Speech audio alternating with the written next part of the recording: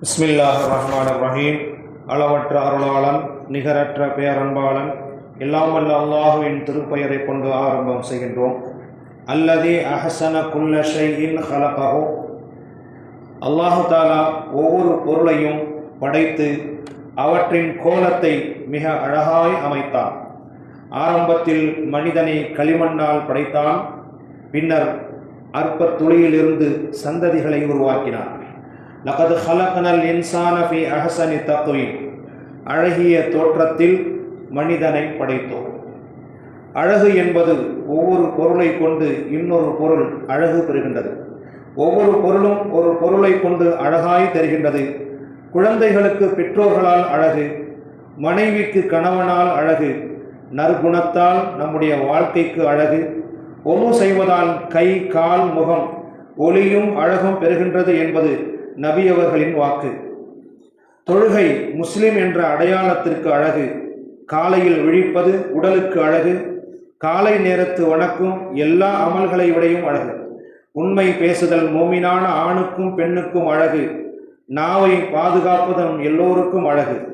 முதுமையான வயதில் இபாதத்து செய்வது நம்முடைய வயதுக்கு அழகு.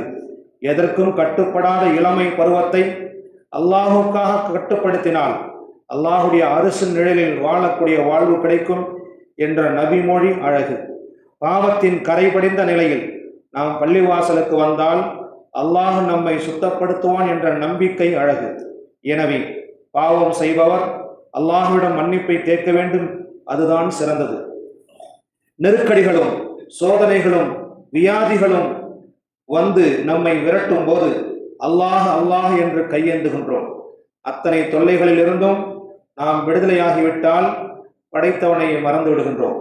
நேரம் கிடைக்கும் போது இபாதத்து செய்தால் உண்மையான ஈமான்தாரிக்கான அடையாளமாக அது ஆகாது. 24 மணி நேரத்தில் 1 மணி நேரம் கூட நாம் இபாதத்து செய்யவில்லை என்றால், 1 மணி நேரத்தை கூட படைத்த ரப்புக்காக ஒதுக்கவில்லை என்றால் மறுமையில் எப்படி நமக்கு வெற்றி கிடைக்கும்?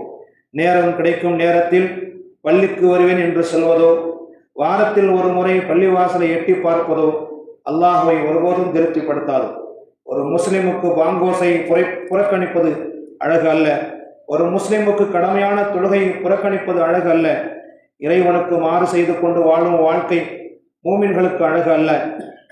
முஸ்லீமாக பிறந்துவிட்டால் மறுமை வாழ்வு உண்டு என்பதை நம்பிக்கை கொள்ள வேண்டும். சொர்க்கம் நரகம் உண்டு என்பதை உண்மையை என்று ஈமான் கொள்ள வேண்டும்.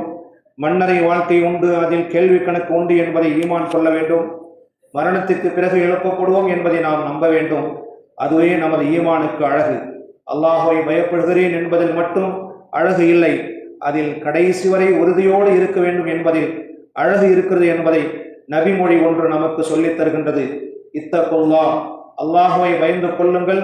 சும்மஸ்தகீம், அல்லாஹுவை பயந்து கொள்ளுங்கள், அதில் நிலையாக உறுதியாக கடைசி வரை இருங்கள் என்று நபிகள் பெருமானார் ஸல்லல்லாஹு அலைஹி வஸல்லம் அவர்கள் கூறுகின்றார்கள்.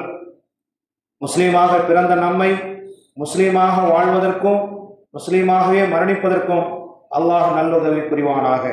சுப்ஹானல்லாஹி பிஹம்திஹி சுப்ஹானக அல்லாஹும்ம வ பிஹம்திக அஷ்ஹது அன் லா இலாஹா இல்லா அன்த அஸ்தக்ஃபிருக வ அத்தூபு இலைக். சுப்ஹான ரப்பிக ரப்பில் இஸ்ஸத்தி அம்மா யசிஃபூன் வ ஸலாமுன் அலல் முர்ஸலீன் வல்ஹம்துலில்லாஹி ரப்பில் ஆலமீன். ஸல்லல்லாஹு அலா முஹம்மத் ஸல்லல்லாஹு அலைஹி வஸல்லம். ஸல்லல்லாஹு அலா முஹம்மத் ஸல்லல்லாஹு அலைஹி வஸல்லம். ஸல்லல்லாஹு அலா முஹம்மத் யா ரப்பி ஸல்லி அலைஹி வஸல்லம். அஸ்ஸலாமு அலைக்கும் வரஹ்மத்துல்லாஹி வபரகாத்துஹு.